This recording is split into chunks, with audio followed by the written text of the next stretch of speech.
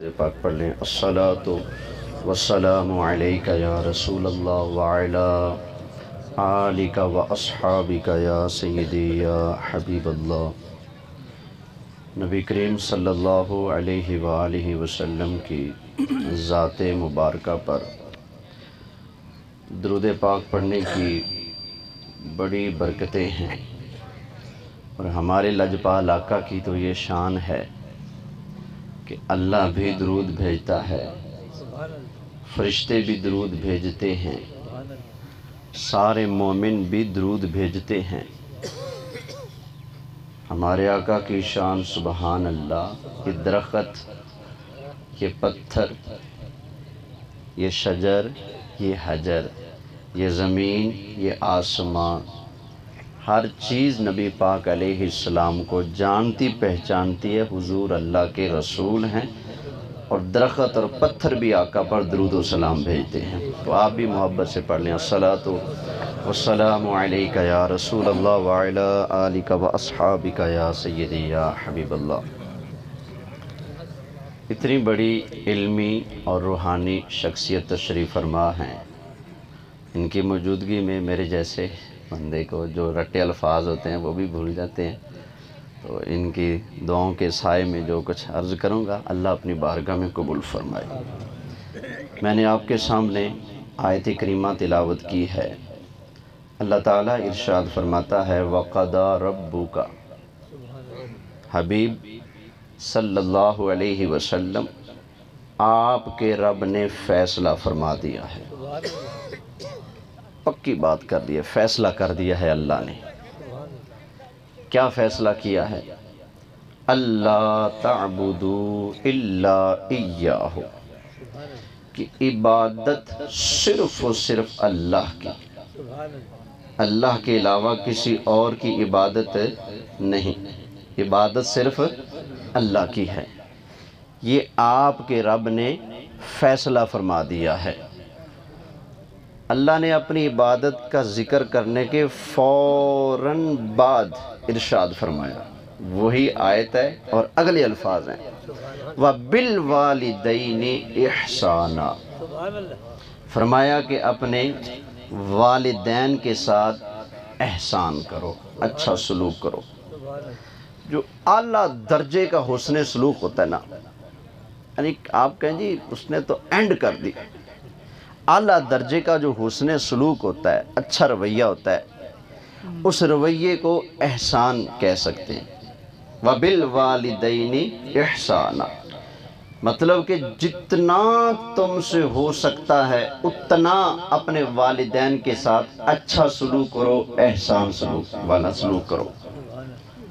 آگے فرمایا کہ اگر تم لوگ اپنے والدین کو بڑھاپے میں پاؤ، احدہما کسی ایک کو، او کلاہما یا دونوں کو، تو کیا کرنا ہے؟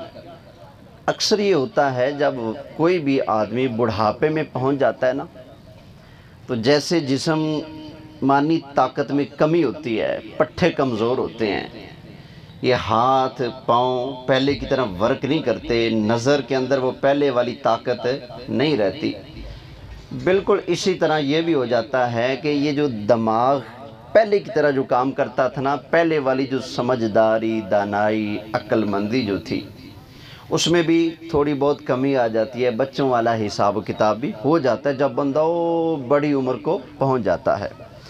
تو اللہ کریم فرماتا ہے کہ تم اپنے والدین کو، دونوں کا یا دونوں میں سے ایک کو، کسی کو بھی بڑھاپے کی عمر میں پاؤ تو اس وقت اس چیز کا خیال رکھنا ہے، زیادہ خیال پہلے بھی رکھنا ہے لیکن اب زیادہ رکھنا ہے۔ کیا فرمایا؟ فَلَا تَقُلْ لَهُمَا اُف، ان کو تم نے اف تک نہیں بولنے، سمجھ آئی نا، اف تک نہیں بولنے۔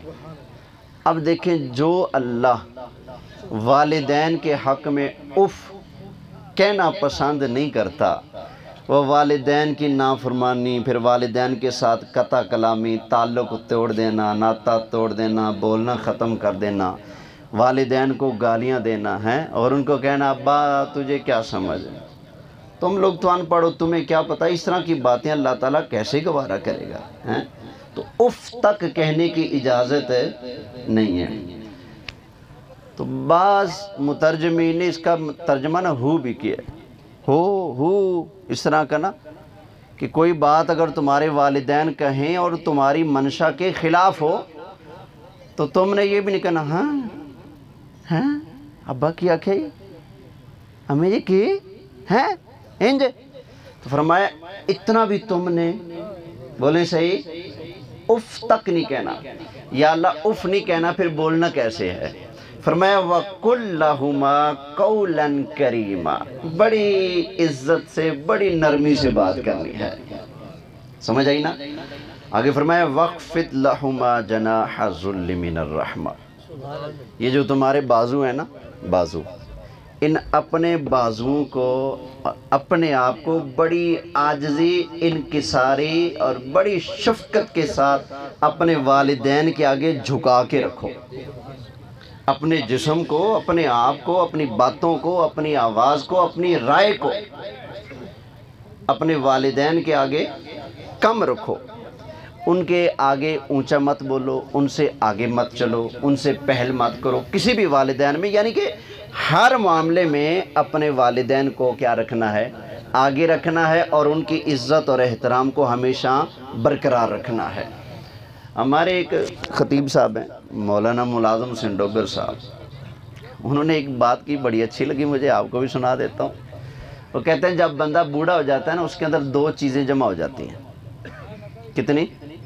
دو، ایک بڑھاپا، بیماریاں، کمزوری، اور ایک اس بوڑھے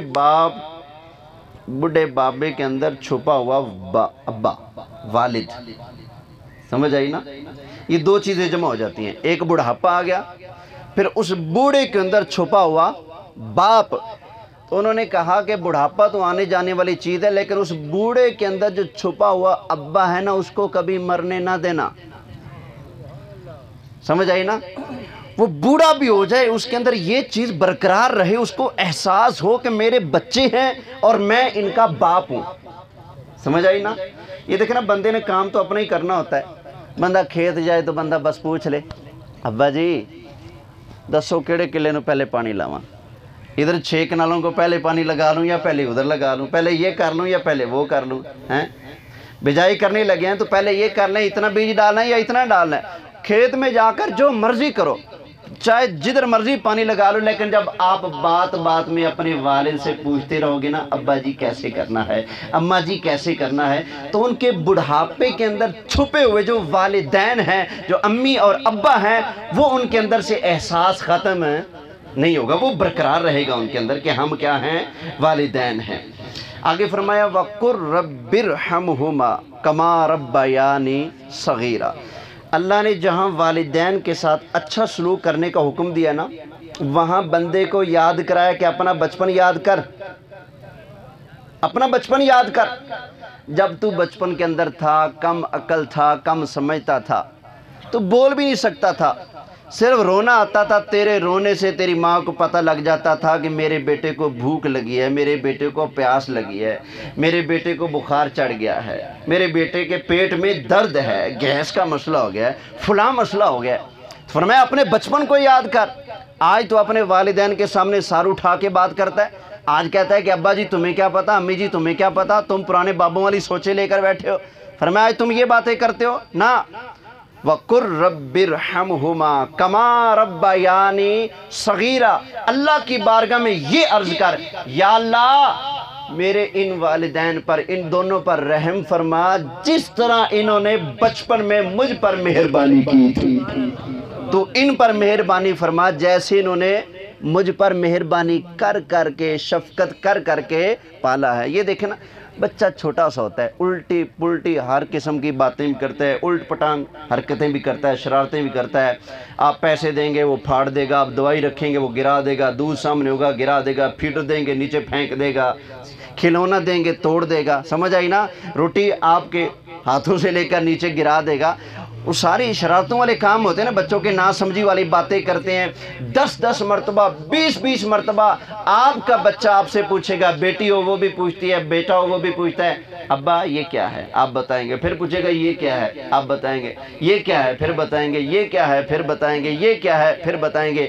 بچہ بال ہاتھ میں پکڑے گا، چارپائی سے اتر نہیں سکتا، جان بوجھ کے پھینکے گا، کہے گا اٹھا کے دو، آپ اٹھا کے دیں گے، پھر پھینکے گا، اٹھا کے دو، آپ اٹھا کے دیں گے، نہیں دیں گے تو روئے گا، ضد کر کے اپنی بات منوائے گا۔ اللہ تعالیٰ بندے کو وہ لمحات یاد کراتا ہے جب تم نا سمجھی میں اپنے والدین کے ساتھ الٹی پلٹی باتیں کر کے اور شرارتیں کر کے 20 مرتبہ اپنا آرڈر منواتے تھے، اور تمہارے والدین کے ماتھے پر بال نہیں آتا تھا، وہ تمہاری بات کو ٹالتے اور رد نہیں کرتے تھے، تمہاری باتوں کا خیال کرتے ہوئے مان لیتے تھے۔ تو اللہ فرماتا ہے اب وہ بڑھاپے میں چلے گئے تو نہ شکرہ نہ بننا، احسان فراموش مت بننا، بلکہ اللہ کی بارگاہ میں یہ عرض کر، یا اللہ ان دونوں پر کرم فرما جیسے انہوں نے مجھ پر بچپن میں کرم فرمایا تھا، رحمت فرمائی تھی۔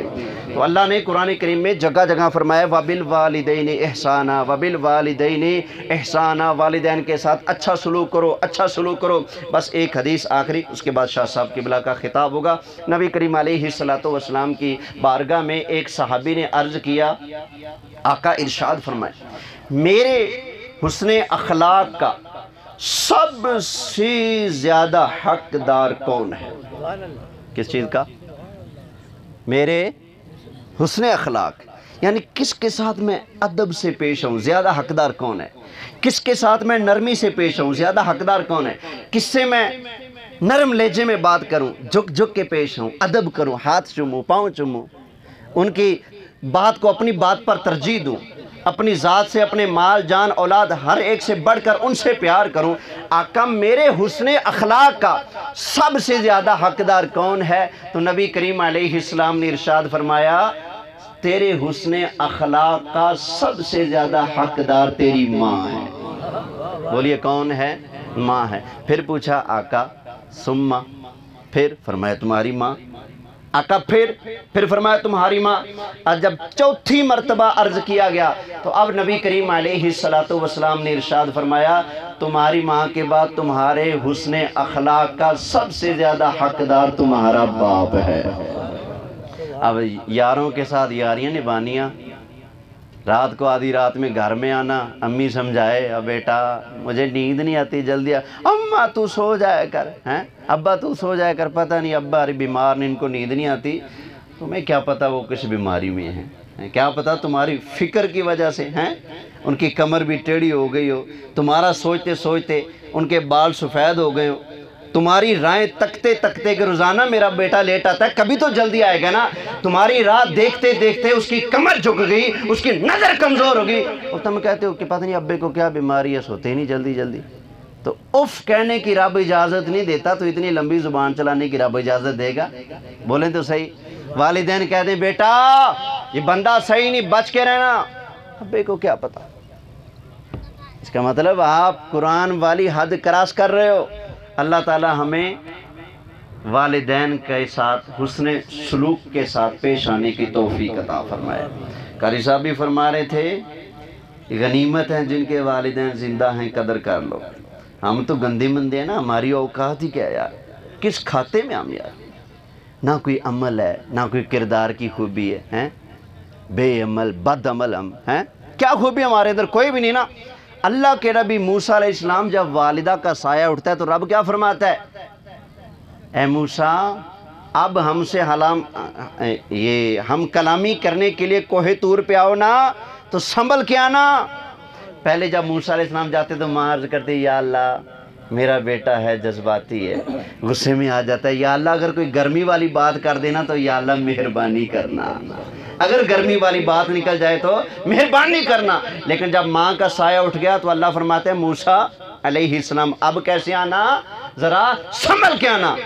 تو ہم تو گندے مندے ہیں، جب موسیٰ علیہ السلام کو ماں کی دعاؤں کی ضرورت ہے تو ہمیں ماں باپ کی دعاؤں کی ضرورت نہیں ہے، کیا خیال ہے؟